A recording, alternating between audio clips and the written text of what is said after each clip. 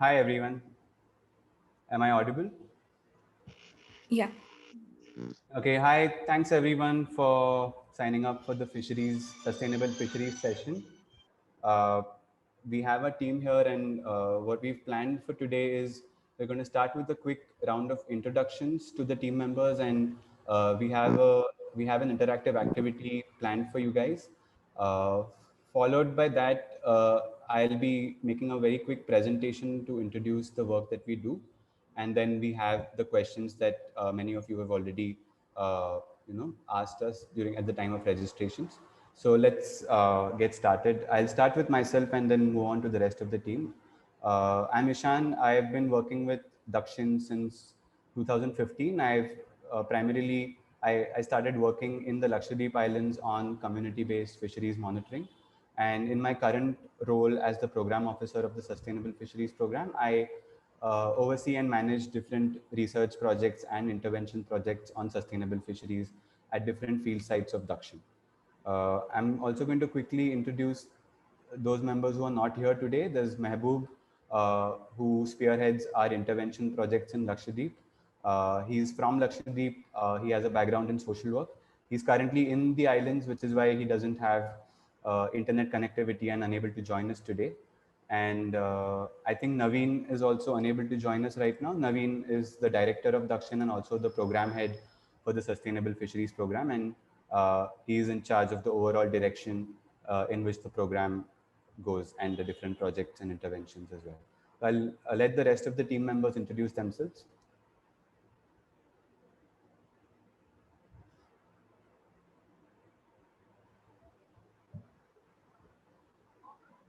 Hi, my network is a little unstable, so please bear with me. I'm able, I do research in Minicoy, the southernmost island of Lakshadweep archipelago. So there I study the use of commons. For those who don't know, commons are shared spaces and resources that are managed by a community based on its own rules and values.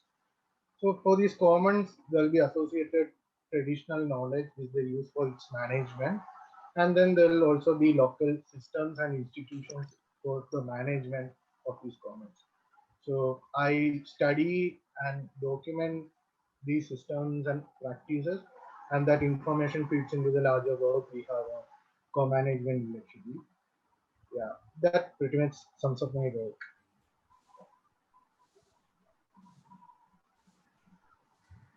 Yeah, Hey guys. Yeah. go ahead, Pedro. Yeah. Hi guys. My name is Prerna, and I basically study populations of a group of fishes, which are called bait fish, that are very important in the pollen line tuna fisheries of the Lakshadweep. And what I'm trying to currently do is to put together like a long-term monitoring protocol to study the bait fish populations. Thanks. Hi Fauziya, you want to guys. go next? Okay, Ajit, sorry, after you. Okay, yeah. Am I audible? Hello. Yeah. You're Hi audible. guys. I'm Ajit Raj. I'm currently working with Dakshin Foundation as a researcher. I'm part of the Lakshadweep team. In Lakshadweep, we are trying to come up with a fisheries co-management, which is a community-based fisheries management program. So, as part of this larger project, I'm trying to understand uh, the fisheries, various fisheries stakeholders on the island, which includes traders, fishermen, government officials, and other civil society actors, scientists, and everyone who are directly or indirectly involved with the fishery. Through this research, we are trying to understand the power equation, the dynamics, and the relationship and the exchanges, material exchanges, and everything within these stakeholders in that particular system, the fishery system of Lakshadweep, which is the pollen line fisheries. Yeah, yeah, I think yeah, I'm done. Thanks.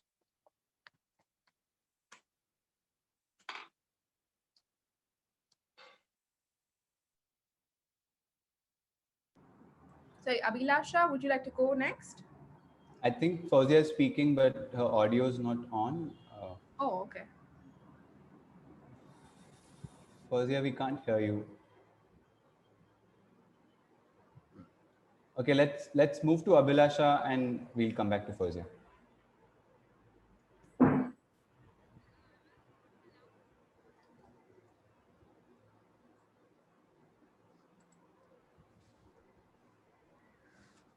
I think Abhilasha is also having some internet issues. Yeah. Okay, I'm going to quickly introduce the two of them. Fawzia also works in Lakshadweep. She started working on octopus fisheries in Lakshadweep, and currently she's working on a project, an upcoming project that's going to Hello. look at. Yes. Hello. Am I audible now? Yes, go ahead, please. Yeah. Hello. I'm Fauzia. I'm a postgraduate in social work. So currently, I started in Dakshin in last 2 years, and started with coordinating octopus community monitoring octopus fisheries. Now I am looking to the livelihood of women in Lakshadweep. So mainly, so looking the challenges and potential of women livelihood in Lakshadweep, and also looking to the different roles of women that's placed in the Lakshadweep fishery. Yeah, that's one. Yeah, is Abhilasha able to unmute? I think there's some audio issues. I think Ishan, maybe introduce her and Yeah, then please. yeah.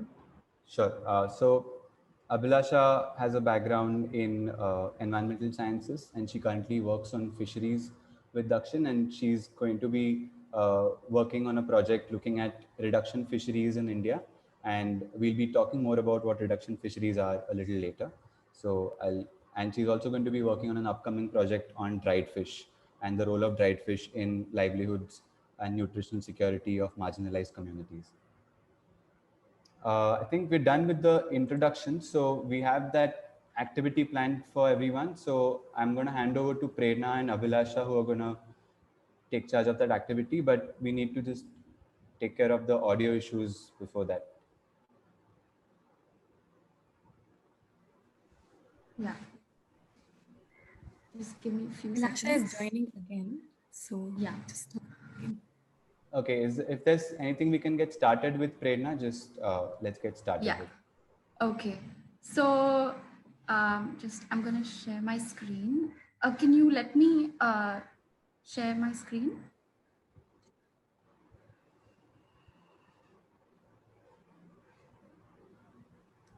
Done. Yeah.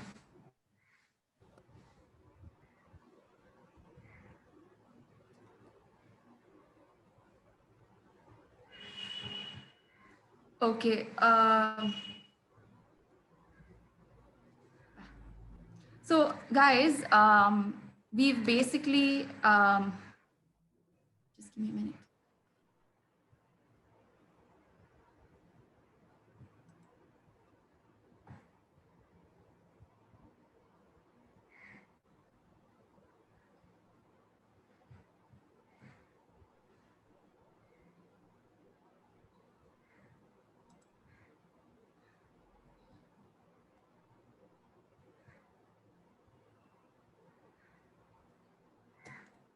Yeah. So basically, guys, we have planned this an interactive activity to basically get to know what you guys think about this topic of, fish and fisheries in general. So, and this will also help you guys ease into understanding what our team does. So, and so to do that, we are going to use this platform called Mentimeter. So I'm just sharing this link on the Zoom chat. So if you guys can just click on that link and just give me 1 minute. I'm going to share my screen once again. Yeah. So basically they are a set of like 5 questions, and to which you can give like a maximum of 3 responses. And if you could give even 1, it's great. So it's basically, again, to get to know what you guys think of. Say the first question is, what does, the word fish mean to you? So Are you guys able to access that link? We do have to sign up or log in to be able to type on this. So can we No. type? Yes, you can just click on the link and Just then click on the link and it will open up a new tab, yeah. and then you can enter your responses over there. No, it says to use this presentation, create your free Mentimeter account, log in, sign up.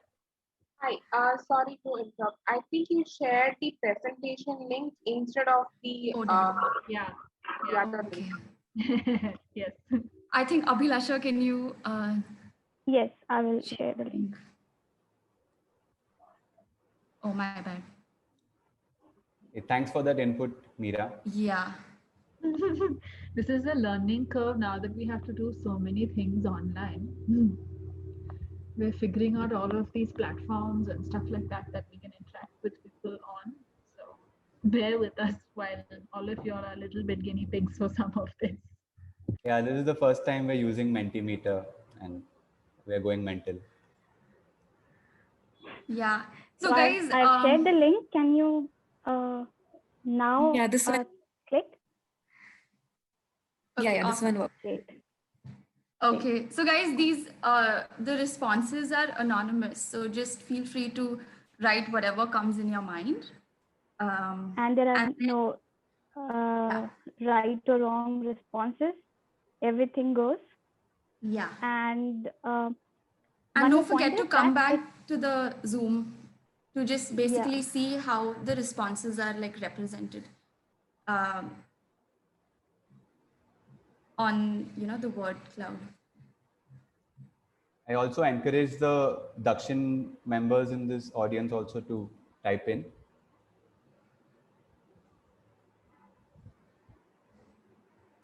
And also a little bit of a little instruction that before going to the next question, just wait and watch what is happening over here. You will be prompted to go to the next slide when the presenter switches the slide.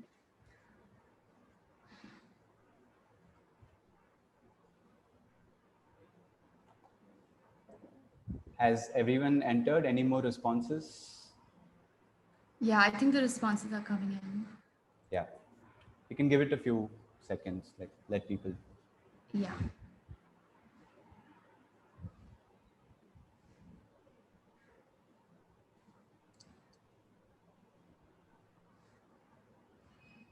And also, since this is a word cloud, so the biggest responses are the ones that have the most hits. So food and ocean are what many people have put here. Yeah.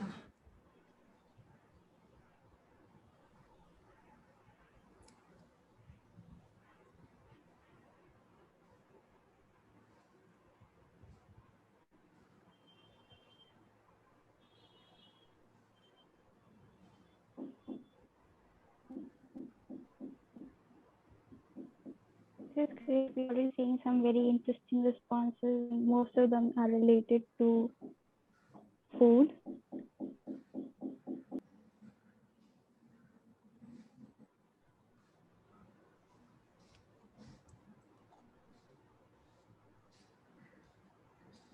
Yeah, I think guess we can move to the next. Yeah. So guys, I think clearly like food, fish fry and fillet, I think everybody's like sort of into fish curries and fries. Seems. So guys, let's move on to the next question. Yeah.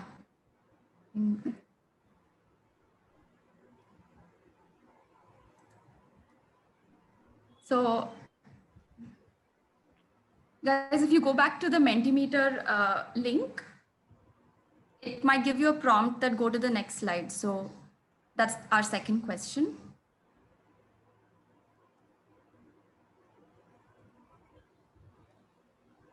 And again, you can put in 3 responses, but if you want to put only one, that's also fine.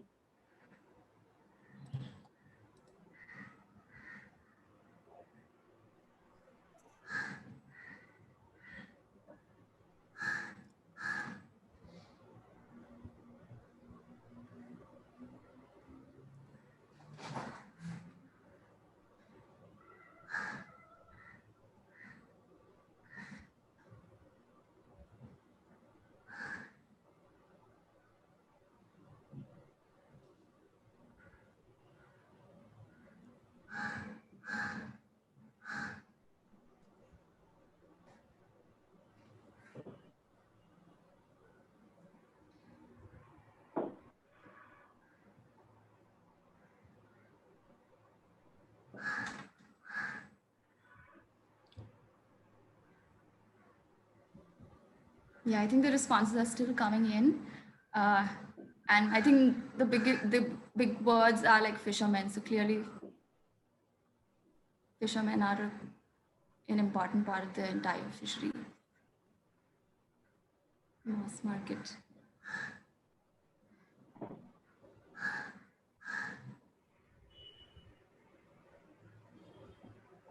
Yeah, there's an interesting response. It's conspiracy. So that's a very funny take on seaspiracy. That would have been a better name for the movie.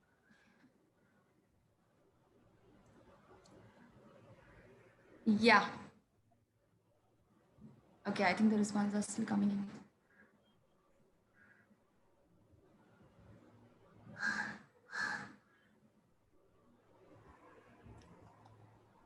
Yeah. Business and livelihood are also Yes, business and livelihood Yeah. are also. important themes that people have brought up. Yeah. Yeah, shall we move to the next? Yes.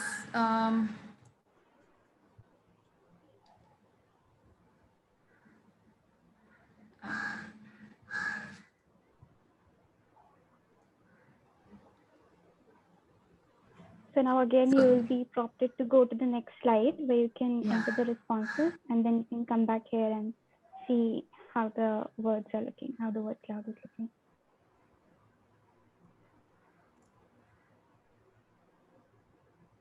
Don't think too much. Just write whatever comes first to your mind.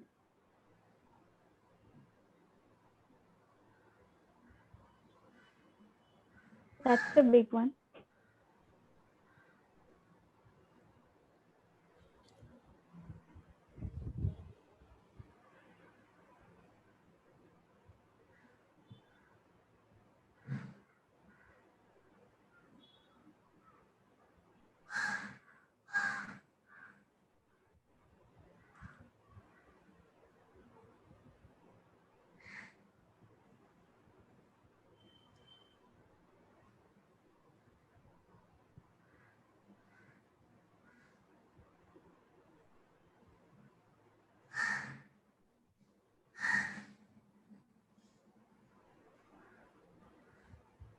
So clearly, climate change over here is what people think is one of the biggest threats, including trawling, overfishing.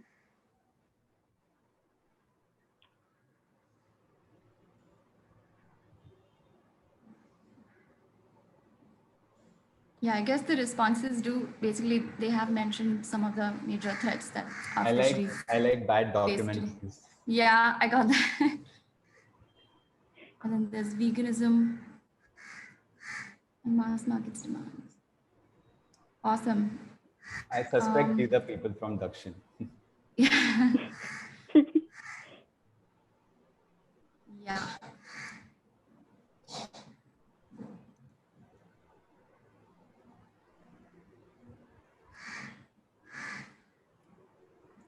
Yeah, I guess we've sort of answered this question. Automation is an interesting take on that. Which one? Automation. Automation. Yes. Like Yeah. basically mechanized fishing. Yeah, more mechanics. I mean, more mechanized and more probably robotics, like replacing. Yeah. Should be. I mean, could be that. Cool. Let's move to the next. Yes.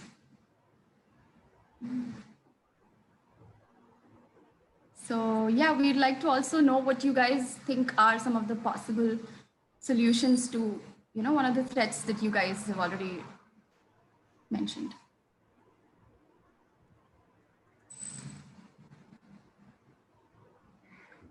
The questionnaire is working fine, right? The Mentimeter link.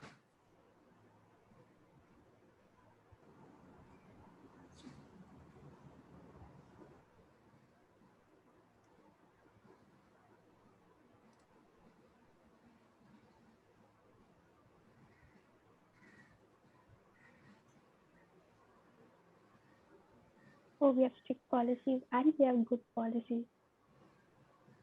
Yeah. Maybe good means strict.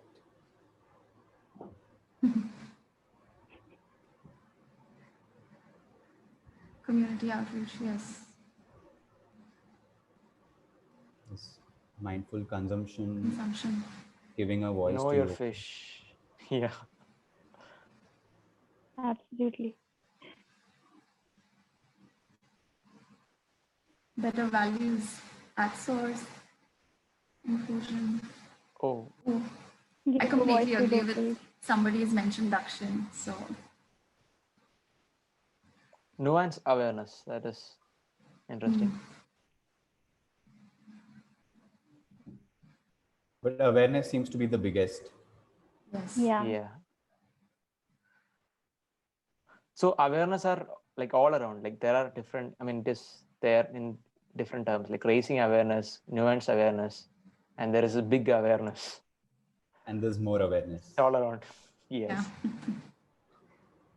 And community outreach. Yes. I think most of the responses have been collated. Should we go to the next question? Guys, have you guys been able to enter in your responses to this question? I think let's move because we have to move on to the other stuff. Yeah, yes. So guys, this is the last question. And yeah.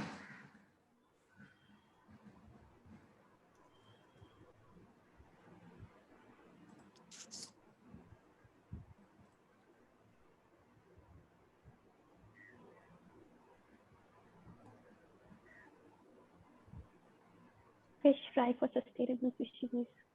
Yes. The more you support sustainable fisheries, the more fish fry you get to eat. You get, yeah. Yeah. Empowered fishers.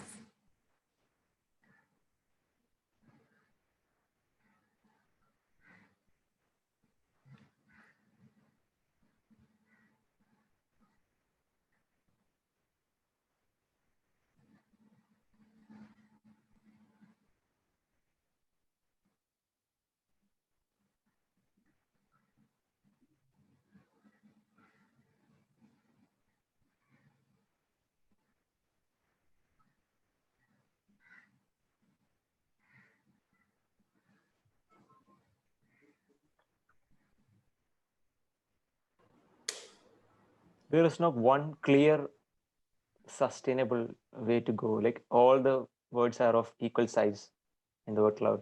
Yeah. Nobody's getting Yeah, and that's very interesting. bigger or yeah. Everybody like sustainable fishery itself is like the idea itself is very subjective. Yeah. No one consensus over. Yeah, there's happiness also as one of the responses. Yeah. That is There's interesting. handmade. What could that be? Handmade. No fish. Handmade fish fry. Yeah. Yes. Yeah, support local comments. You know where that came from. No to overfishing.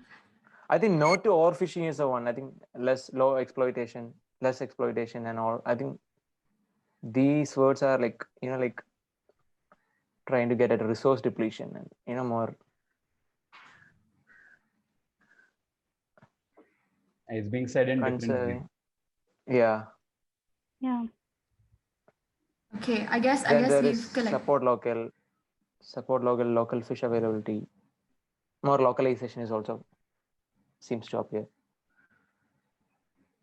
Yeah. Okay, I guess we've collected all the responses. So Yeah, so we have got some really interesting responses, and now we have also got an idea what you guys think about it, and it is a good segue for me handing over to Ishan, and he'll talk a little bit more about what work we do. yeah, thank you guys for sending in all the responses. Yeah.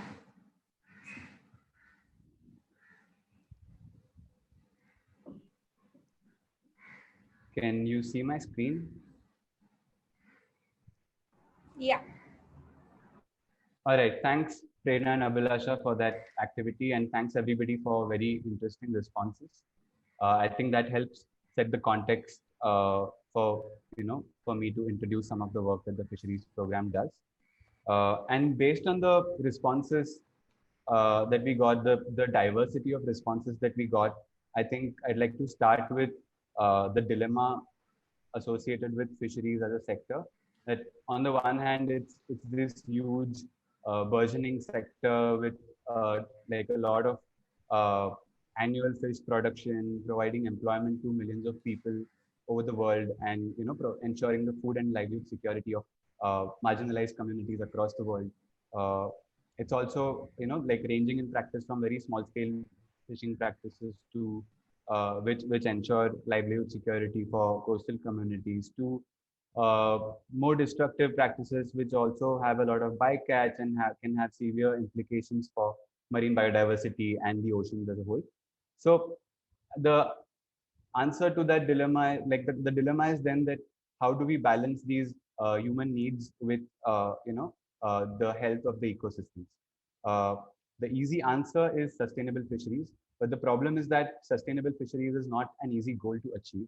uh, it's definitely a worthwhile goal to work towards. It's a worthwhile direction to work towards, and I'm going to talk about our efforts in that direction. uh, Traditionally, sustainable fisheries are defined as in a very biological way, in which by which I mean that as long as you ensure that there is enough left of the fish stock to to ensure that the next generation of a certain species is able to reproduce, then the fishery is considered to be sustainable. And this is a more biological definition, whereas more holistic and recent definitions also include social aspects such as equity, livelihood support, economic viability, and so on. So we subscribe to the latter definition more than a very specific biological definition. And we also don't look at sustainability in terms of absolutes, where as sustainable or unsustainable, because given the highly complex landscape in which fisheries operate in India, we think it's best to look at sustainability as a spectrum. And given the tremendous diversity of fishing practices and also of fishery resources, there are always going to be practices that are more sustainable and less sustainable when compared with each other.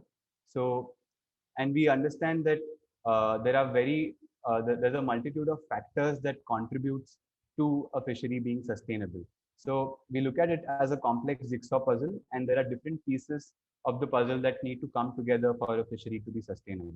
For instance, there is the biology of the fish that is being caught. Is it a resilient species? Is it a fast growing species? Then there's the choice of fishing gear. Is it a selective fishing gear? Is it destructive? Is there a lot of bycatch that comes when you use that fishing gear? What is the habitat impact of that fishing practice? And also, is this practice socially just? Is it economically viable? Does it support livelihoods? So it's a complex jigsaw puzzle, right? That and all these pieces of the puzzle need to come together. So that's kind of how we look at this as a sustainable fishery and the elements that go into making a fishery sustainable. A little bit about Dakshin's approach is that we acknowledge that fisheries are complex. There are no simple solutions. There's a lot of diversity here, and often the problems that we see may be biological or ecological, or we might be seeing changes happening on that front. But the drivers of these changes are social, economic, or political, and we understand that, and which is why we don't believe in piecemeal solutions, and we try to uh, take a holistic approach towards understanding a problem in its entirety and from different aspects before coming up with solutions that are locally appropriate. We also understand that there are no silver bullet solutions, and definitely nothing that is a one size fits all approach. So solutions have to be context specific by engagement with multiple stakeholders like fishing communities, government departments, traders, scientists, and so on. And looking at different aspects of a problem, we try to work on interdisciplinary research, and we try to engage with policy wherever possible, and also try to facilitate interventions that are contextualized for the local socio-cultural political context. One of the main focal areas of our work and something that we're trying to do is create models of fisheries co-management, which is basically a system which involves multiple stakeholders, and it involves sharing of responsibilities and decision-making powers between fishing communities along with government officials, and depending on the context, also other stakeholders, which I mentioned. The reason for this is that in the current fisheries management scenario, there are very few spaces or almost no spaces for communities to engage with the process. And this is important because fishers are the primary stakeholders in fisheries and also marine ecosystems as a whole. And including communities is likely to lead to increased ownership of the decisions and management regulations that are formulated in such a way it can lead to increased compliance, and it has a higher likelihood of solutions that are sustainable in the long term as well. So I'm going to take you through a quick case study of the work that we do in Lakshadweep on co-management. Our main interest in Lakshadweep is in preserving this pole and line tuna fishery, which is the main fishery practice there, and it's inherently sustainable because of these different factors that you see on the slide. And our aim here is to preserve this fishery and to try and create a model of fisheries co-management for this tuna fishery. But even before we get into fisheries co-management as an intervention, there's a lot of steps that build up to that intervention, and which includes a lot of action research and mobilization. So for instance, there's ecological monitoring of bait fish that Prerna works on. And bait fish are these small fish which are used to catch the tuna in the open ocean. And often bait fish act as important limiting factors to the fishery.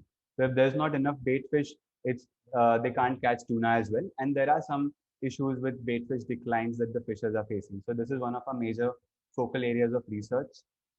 We've also been engaging in community-based fisheries monitoring, in which fishers have been actively participating in collecting data on the tuna fisheries in the islands, and which is enabling us and the community to see patterns in the fishery over a long period of time. There's also documentation of traditional ecological knowledge on Minicoy Island that Abel mentioned.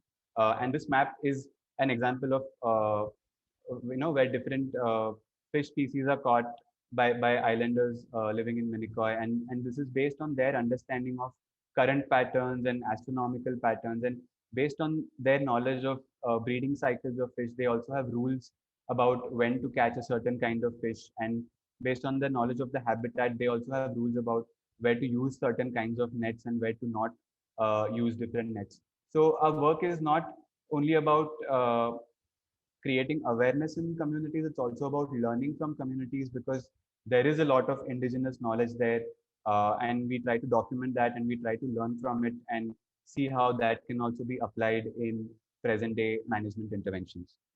And there's the stakeholder mapping that Ajit mentioned, which is trying to understand who the key stakeholders are. So often it's not only the fishers or the fisheries department, even though they might be the primary stakeholders, but there's also a lot of other stakeholders who wield an influence on fish outcomes in the fishery landscape, and which is why it's important to know these stakeholders.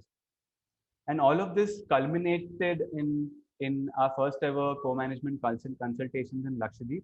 Over a series of meetings, we had fishers engage with the fisheries department and the panchayat members, and there was a lot of healthy discussion. And fishers came to a consensus about discontinuing some of the unsustainable practices with bait fish, which was one of the main issues facing the islands at the time. But this is just an example. So the co-management platform is essentially something that can serve as a resilient platform. Even if the issues themselves change, it's a platform for people to come together and discuss solutions which are going to be locally acceptable, locally appropriate.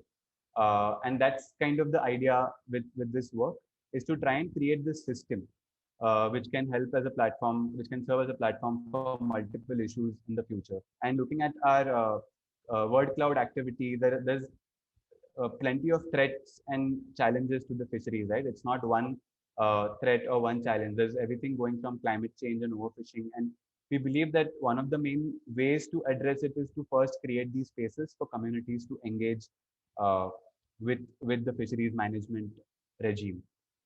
And this is the example in Lakshadweep. And these meetings were before the COVID pandemic hit us, and we definitely want to go back and build on this work. At the same time, we're also building on this work in other sites, and we're going to be launching new projects in the Andaman Islands, where we're going to be looking at group of fisheries and trying to see what are some to initiate community fisheries management there, and also in collaboration with other programs at Dakshin, also initiating similar work in Orissa. So if there are people in the audience, prospective candidates, we have in fact recently advertised positions for these two field sites to work on fisheries co-management. Fauzia, can you share the link that as we discussed for those positions? So Yeah, you can yeah. see the I will link in the share chat, in the and it's up chat. on social media. Thanks.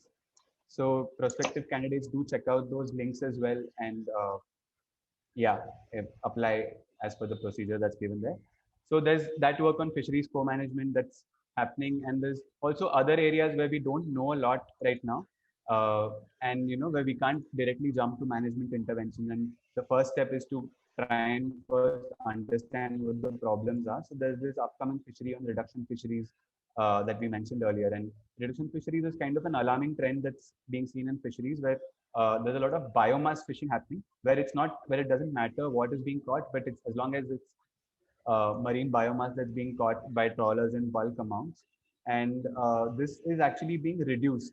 And by reduced, I mean that it's being converted to fish meal and fish oil, which in turn feed export-driven industries like aquaculture or poultry, and which leads to like a diversion from local consumption. So there are major implications and concerns from a nutrition and livelihood point of view, as well as from a biodiversity point of view. So this is an upcoming project where we're going to try to map these concerns first, and then try to think of what are some of those management needs, and then possibly get into management at a later stage. So broadly, that's what we do. And I'm going to conclude with this philosophy that Dakshin as an institution has. This is not restricted to the fisheries program at Dakshin, and you might have seen this hashtag being used in some of our social media posts as well. And essentially what this philosophy is that we acknowledge the human relationship with natural resources that has been in existence for hundreds of thousands of years. Uh, it is completely okay to have a consumptive relationship based on dependence on natural resources, and it's a very important association that humans have had with the oceans and other natural resources. So we do not advocate for extreme solutions that ban fishing outright, or say that stop fish consumption outright. But we do realize that there are times when, because of the scale and the technology and intensive practices, this relationship can be a bit problematic. So we do think that it's important to work together with different groups, put our heads together, and think of constructive solutions to ensure that this relationship and this association can continue. So yes, that's the philosophy with Khane Ke Liye Bachao, and generally an overview of the work that we do. Thank you to all the donors who made our work possible, all the illustrators and photographers. Uh, Thanks a lot. That's my email ID if anybody wants to reach out. And I think we can move to the question answers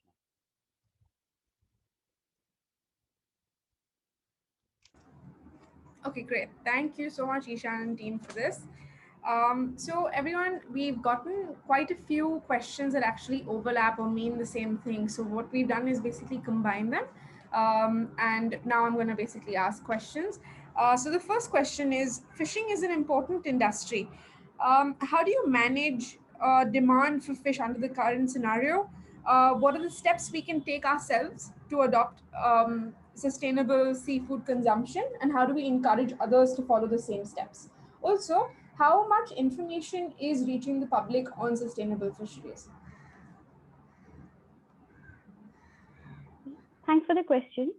So as Ishan has already mentioned, and as we have looked through all the word clouds, that sustainability is a very complex topic, and something which, like, all the people who are involved all across the supply chain or the value chain of the fisheries can do something or the other about it.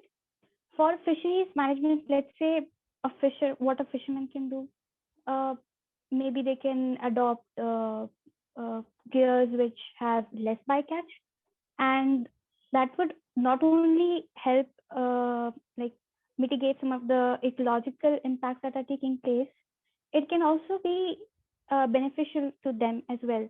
So like that is one example. And then if you go further in the supply chain, let's say to the processors, so at that stage maybe they can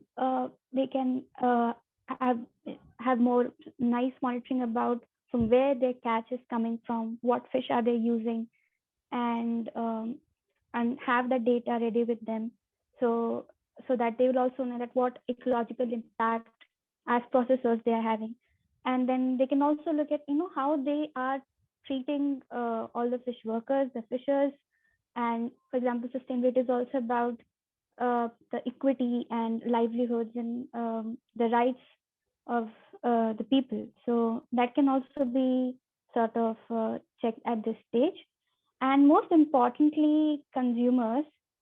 So for consumers, it's very important to understand that the food we eat is actually embedded in a very complex food system and also ecology.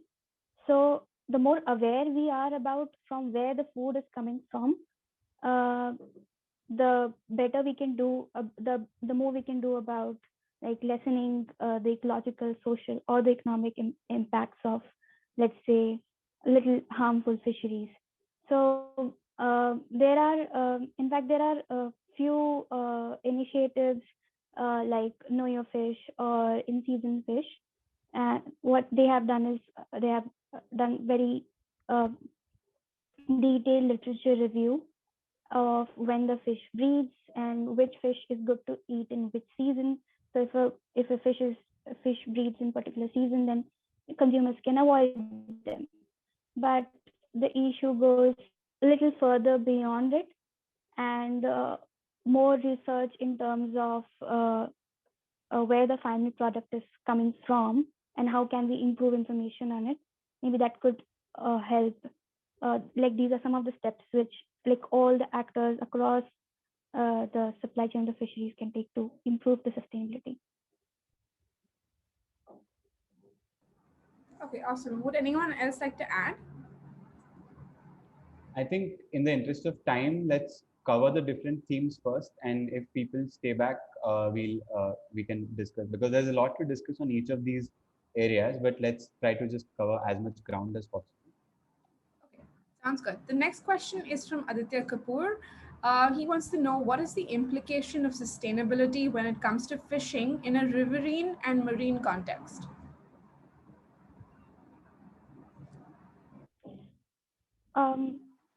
So what I understand from this question is how do we approach sustainability in a riverine capture fisheries thing and in a marine capture fisheries. By capture fisheries, I mean going out and catching the fish rather than farming the fish.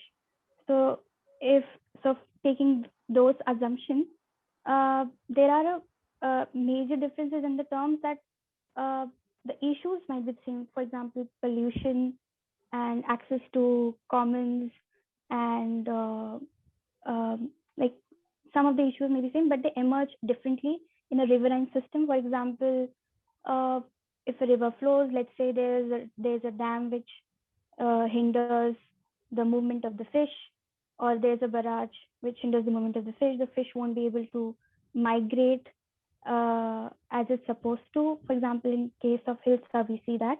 And because of a barrage, there was a lot of loss in terms of fish catch of Hilsa. And now the government is reinitiating some steps to mitigate the situation.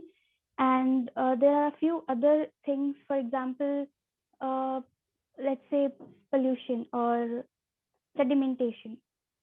If again, because of the dams, the sedimentation is different, the salinity varies, and because of this, the ecology of the whole area, like the whole river, would change.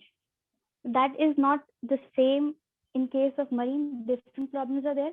And in terms of like market and the scale of the fisheries, generally speaking, in the riverine capture fisheries, it's more towards traditional and the small scale, and the market is more informal and more fragmented, as opposed to marine, where we have more better facilities and infrastructure, probably because of we pay more attention towards the marine side of things. So yeah, there are different issues and they have to be approached in different ways. Yeah, adding to that, I would like to say that these days a lot of research has been going on in the direction where the researchers are trying to understand the linkages between the riverine systems and the oceans, because as Abhilasha rightly pointed it out that like a lot of dams are coming in the name of irrigation projects or like electricity generation or any kind of, a lot of those kind of construction can hamper the smooth process of nutrient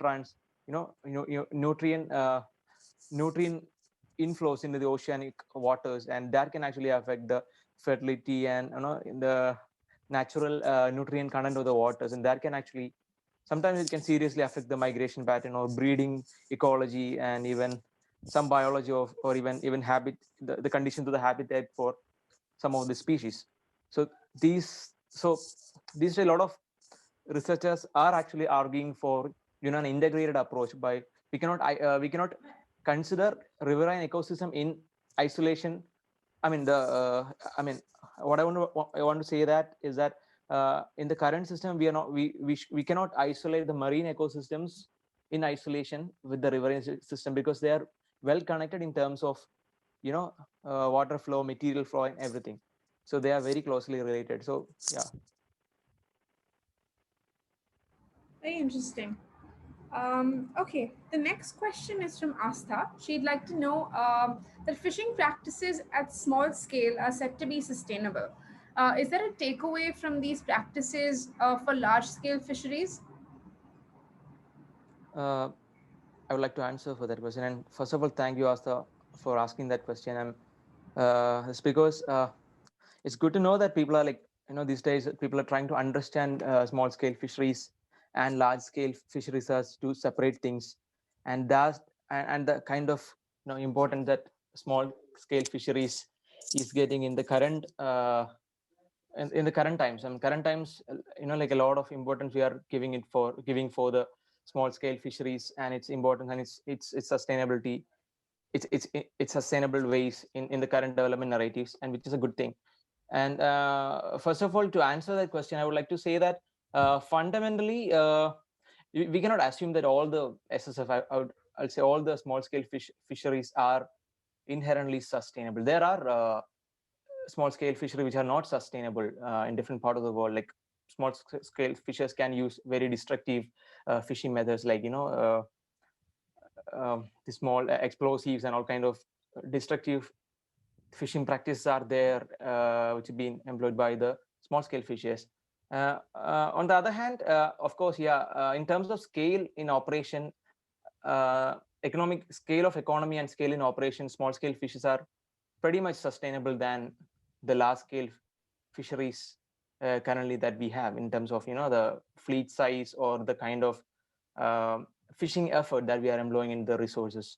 So I would like to add that fundamentally these two fisheries are very different. Like when you take a close look at this large scale fisheries, you will see that the relationship that fish workers, I'll specifically use the word fish workers here. This is because large scale fisheries are mostly run by this idea of making profit by following this larger idea of capitalist accumulation.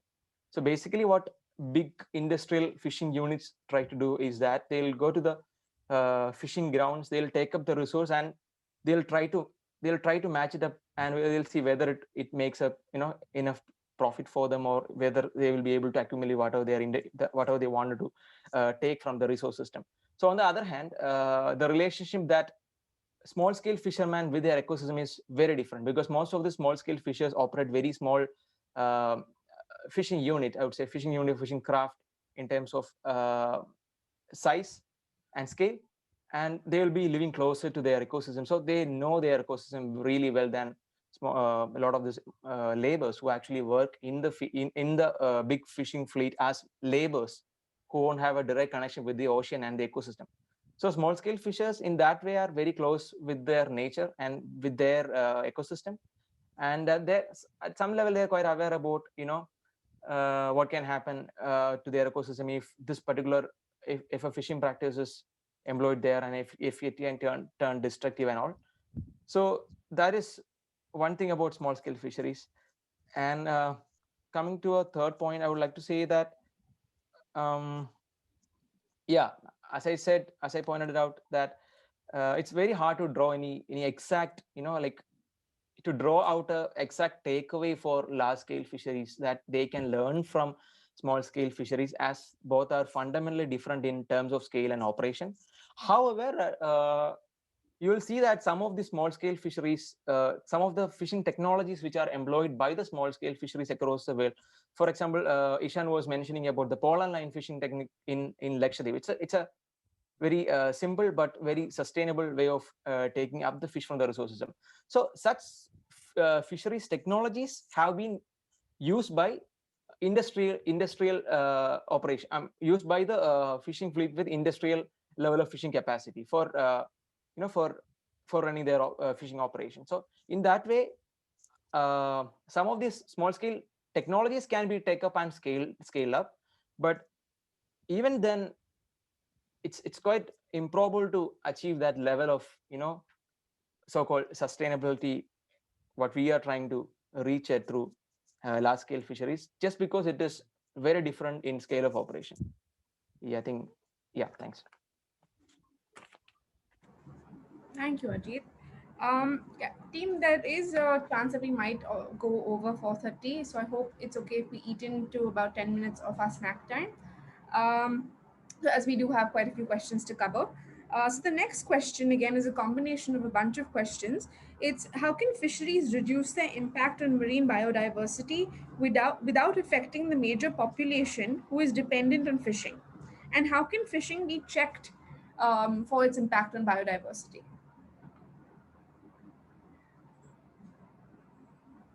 Can I take that question? Sure. So yeah, again, I think it's a very broad question, but yes, fishing does impact, our environment. Anything that you remove from its natural environment, it's going to have a negative impact on the environment. But then there are like millions of people who depend on fisheries for food security and livelihood security.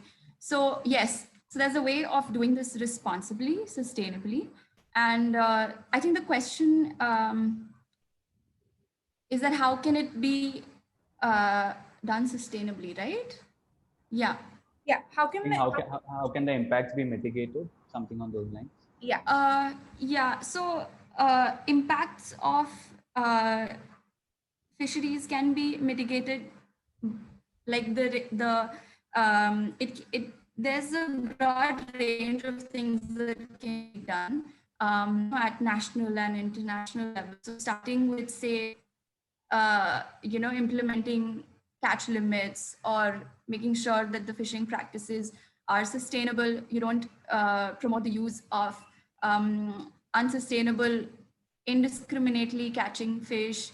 And at the end of the day, I think on a larger, like on a global scale, just basically there has to be like a political will for countries to implement these regulations. So I think overall, that's the way to basically check fisheries from getting, like, unsustainable. I think that's a very general answer for this question, but yeah. Is there anything that anybody would like to add to that?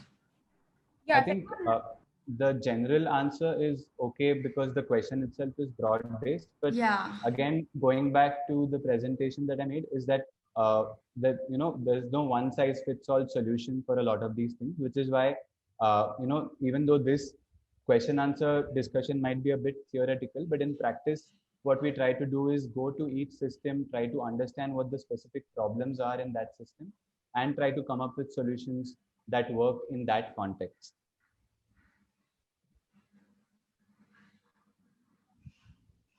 I would like to add to that, just like a small example. So if we like understand the whole issue or the whole system very nicely, then probably, very simple and small changes. For example, I would cite the recent research which was done by our colleagues at Dakshinet Malvan on sharks. So even a simple thing like if the sharks are caught, if they are caught and sorted out on board and just released into the water, they might survive, and the survivability increases many folds. So these are like very small things. Even those can help, but we need to understand the whole issue. We cannot just like say that don't catch the shark. That might not work.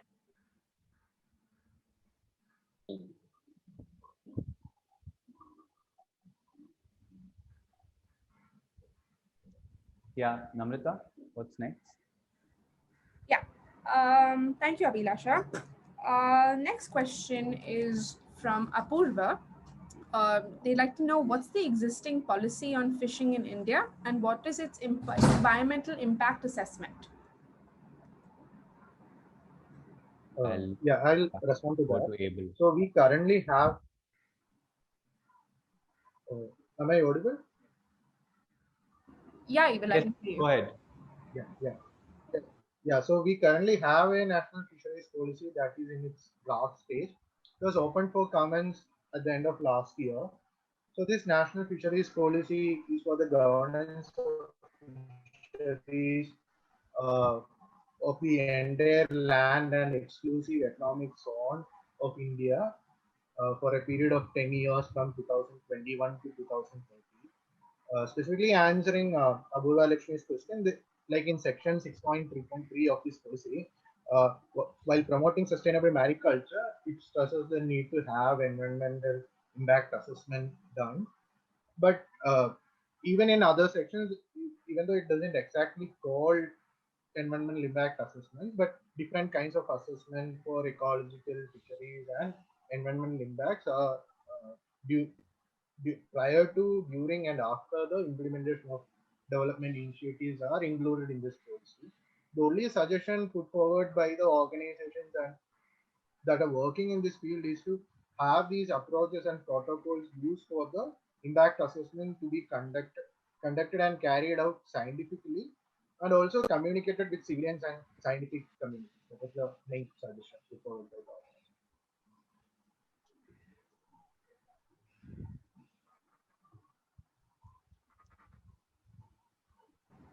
So I don't know if everyone else could hear Abel very well. Or was that just me? Ishan, could you confirm? I got most of it. I think there was a bit of a lag at the beginning. Okay. Okay. So Ishan, would you like to summarize that question? The answer? I wasn't listening. Okay, no worries. No paying worries. attention to the whole session. No worries. Abel, do you want to go again? Just quickly summarize. I think he started with the fisheries bill. No, I'll just message in the chat box. Yeah, that would be great. Thanks, Abel. Okay, coming to the next question, which is actually a great question to have our fundamentals in place. The question is, how do you identify, or rather what makes up a sustainable fishery? What are the different methods that a sustainable fishery uses? And what is the definition of sustainability that's used or followed by these fisheries? I think we kind of touched upon this in the presentation. Is there something like an add-on to that? Otherwise, I think, because I did talk about different definitions of sustainability and what makes a sustainable fishery. So I think we could move to the next, like in the interest of time. Sure. Okay. Then another question is very specific to seaweed. They want to know how important is seaweed as an additional revenue stream for fishing communities? Can I try answering this question? So, so we don't work directly on seaweed, but based on like my limited knowledge on seaweed, I feel that yes, I think India is viewing seaweed as an important, like sustainable way of farming, sustainable agriculture. So for India, I think in the coming years, it's invested heavily in seaweed cultivation. So it is important. As an additional revenue for fishing communities, or even if it's like a direct revenue for fishing communities, it depends on if the revenue generated is benefiting whom. So basically, even if, because seaweed cultivation will happen like at an industrial scale, that's going to generate a lot of revenue, but to whom it directly benefits is what I think it remains to be seen. And yeah, I think that's, yeah, I think so far is, yeah, I'm not sure how, it's important for like as an additional revenue for fishing communities. There's a lot of seaweed cultivation is happening in Tamil Nadu and, Gujarat, Orissa, and there are a lot of plans to start seaweed cultivation at like an industrial scale in Lakshadweep and in Andamans also. So I think in 2 words, yes, I think it'll be very important. I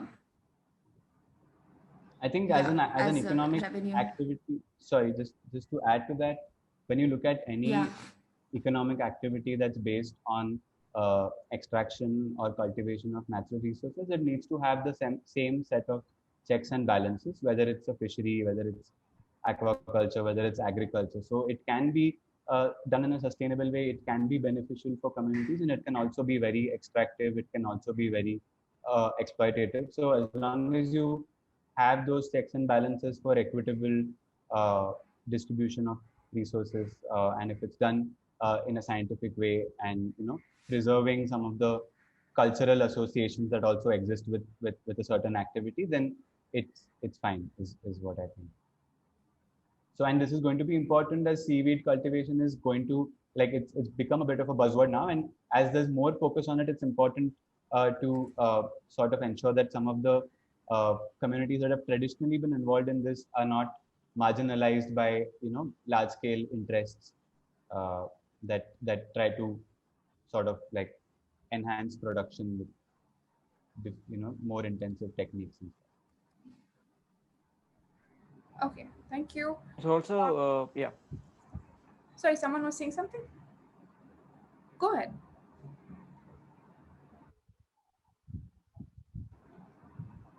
Ajit, were you saying something? You're muted.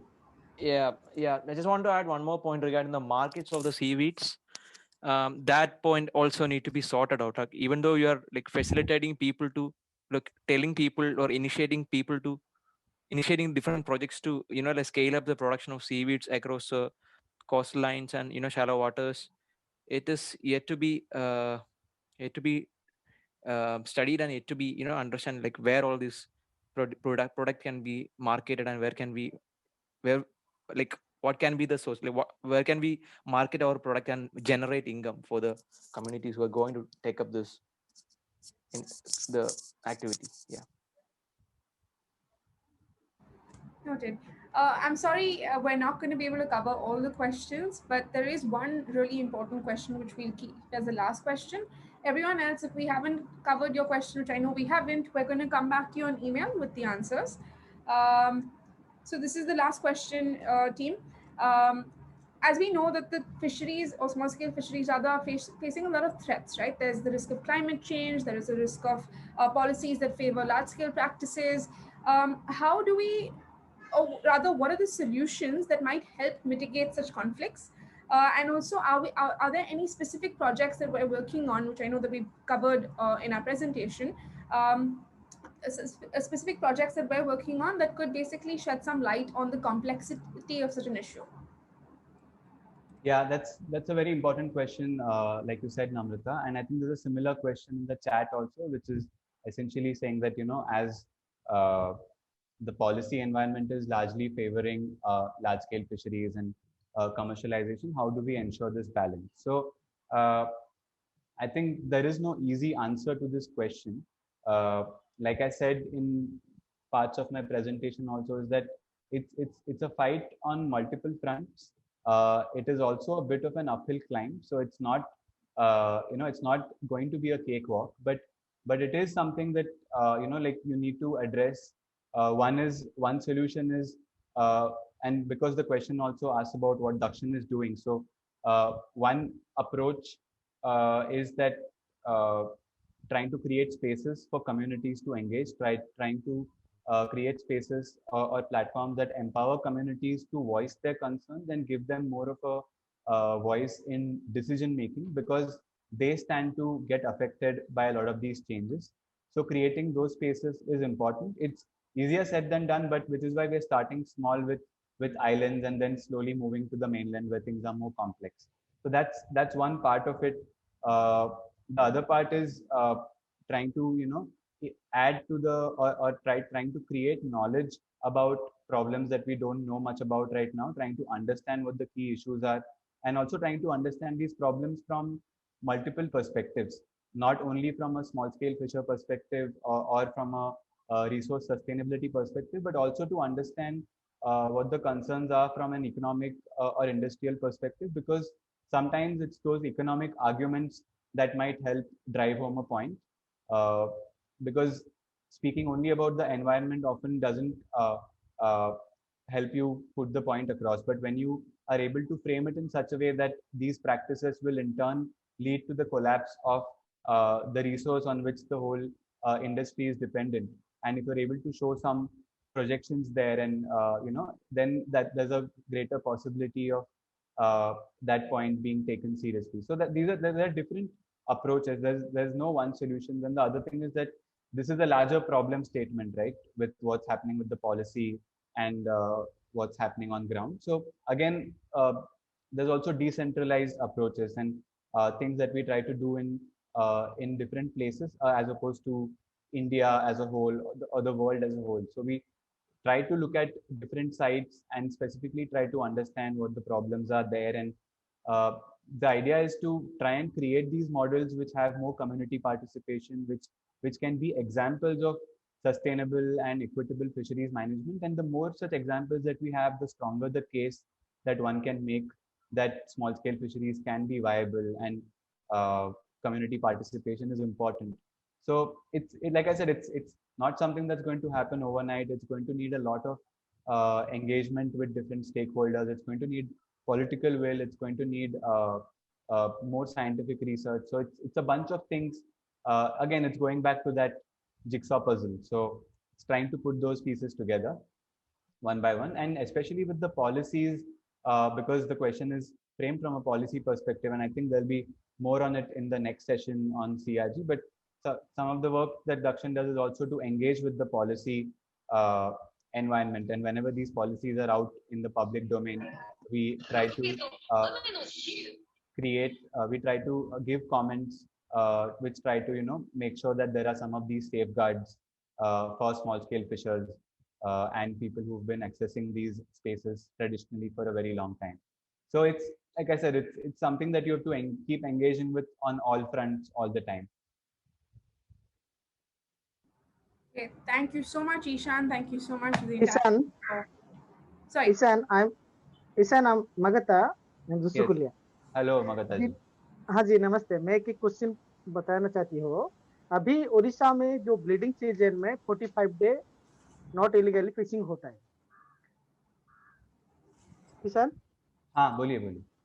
हाँ जी, अभी क्या हो रहा है, तो जो breeding season में बहुत सारा चेन्नई केरला का बहुत सारा एजेंट आके इधर जो हमारा छोटा मछली इतना बहुत कम रेट होता है, और जो ब्रीडिंग सीजन के लिए आपका चेन्नई केरला में बैन, जब बैन होने के बाद उधर का एजेंटा बहुत सारा इधर आके मछली बहुत भाव में लेता है, लेकिन वो ब्रीडिंग सीजन के लिए इधर उड़ीसा में फिशिंग बैन है।